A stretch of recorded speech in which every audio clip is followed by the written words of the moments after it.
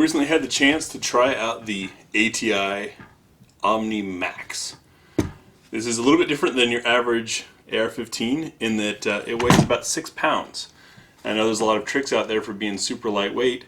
The Omni Maxx is lightweight because both the lower and upper are polymer. Now, the polymer lowers have been around for a while. Some people believe in them, some people don't. I want to show you what's different about these and why we're giving it a try. First off, give you a look at just what comes with the rifle. You get your standard M4 style buttstock, standard issue style grip, which is a pretty smart move. It's a great way to keep the cost down, since these are two things that pretty much everyone swaps out to their own personal preference anyways. Alright, show you of course that the firearm is clear. Magazine did come with this American Tactical Made in USA mag, which is pretty neat.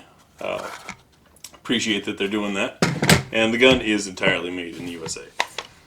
We've got an aluminum forend that wasn't quite matched up perfectly.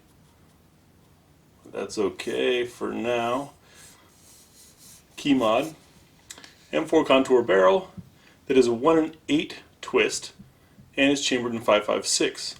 5.56, of course, if you didn't know, is great because you can also shoot 2.23.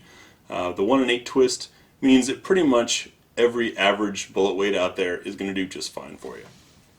So, as far as what makes this different, like I said, the polymer upper and lower, the trigger guard here is molded in. It's part of the lower itself. It's not an insert.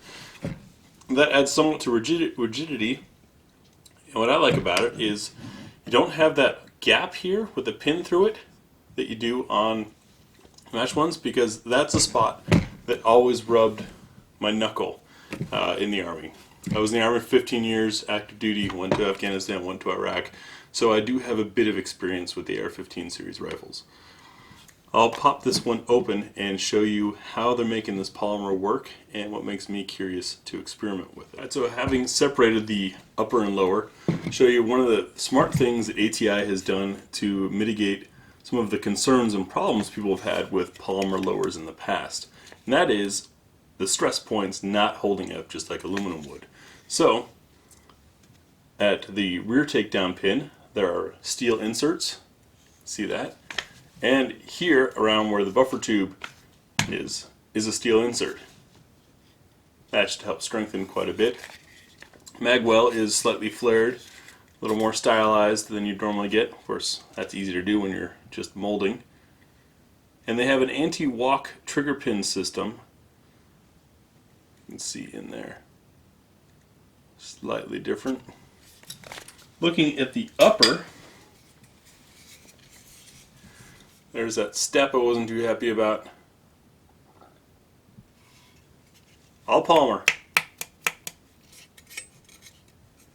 There's a one steel insert inside there, and steel for where the takedown pin attaches the front end, which is smart. And then of course the barrel steel.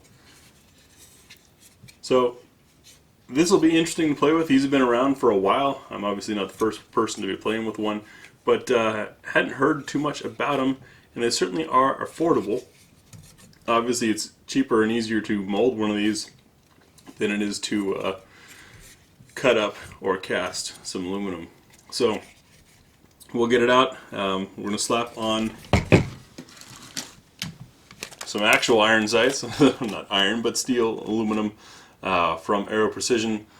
I'm running with these because in my experiences between heat and getting banged up and all that, I just don't want to trust the polymer flip-ups from some of the other manufacturers. So we've got these from Aero Precision. We'll be giving them a try after slapping them on. Hopefully that step doesn't make such a big difference that zeroing will be a pain in the butt.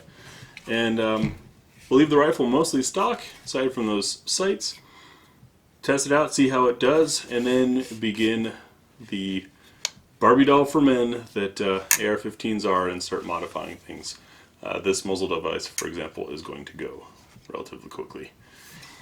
So, do you have any experience with a polymer upper and lower AR-15? If so, let us know. I'm curious to know what you've heard or seen or experienced yourself.